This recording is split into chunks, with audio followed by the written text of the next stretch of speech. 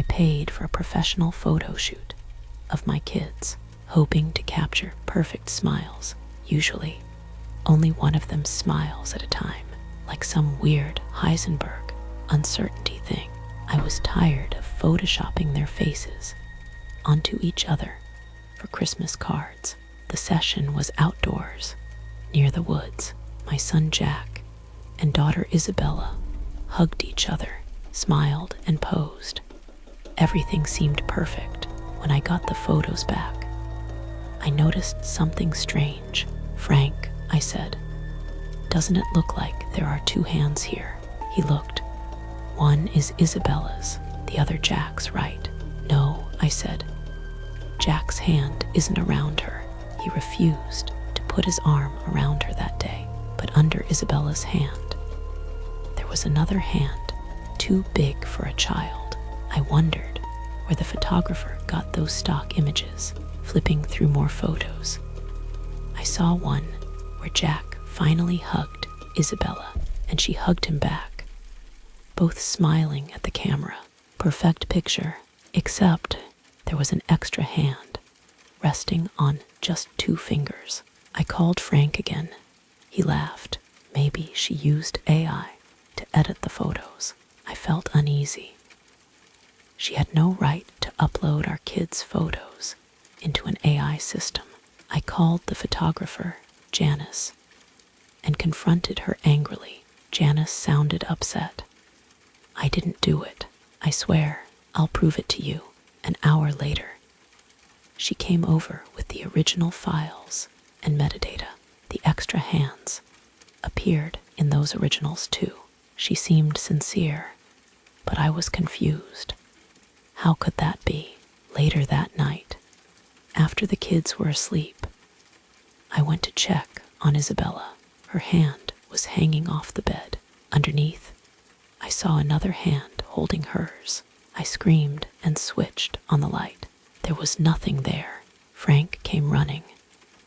He laughed it off and searched under the beds and in closets. Nothing. I couldn't sleep. I kept imagining hands cold, creepy hands, crawling like spiders. At 3 a.m., I woke suddenly. Frank was holding my hand, something he never did. I turned over several times. Then I realized the hand holding mine wasn't Frank's. I screamed. The hand vanished in the darkness of the sheets. My palm burned with 5 bright red scratches, bleeding. I sobbed. "I can't do this anymore." We searched the whole house. No signs of anyone. I checked the security footage on the video from the day before when we came home from the park. I saw a hand on my shoulder, but Frank's arm wasn't around me. I felt trapped.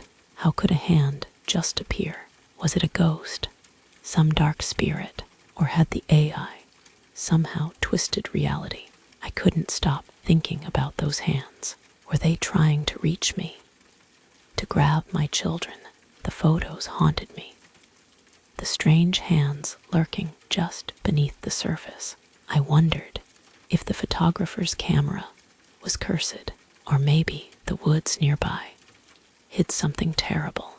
I thought about canceling all the photos, but the kids loved them, and despite the fear, the photos were beautiful, too beautiful.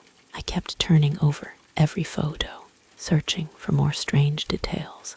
I saw faint shadows, blurry shapes in the backgrounds, sometimes in the dark. I thought I saw movement, but when I blinked, nothing was there. The next day, I called Janice again. She was quiet. "Maybe it's just a glitch," she said, but I didn't believe her. That night, I locked all the doors. I stayed awake, watching the kids' rooms, but every time I closed my eyes, I saw those hands, grasping, reaching. I felt like I was losing my mind. Frank tried to comfort me, but even he looked worried.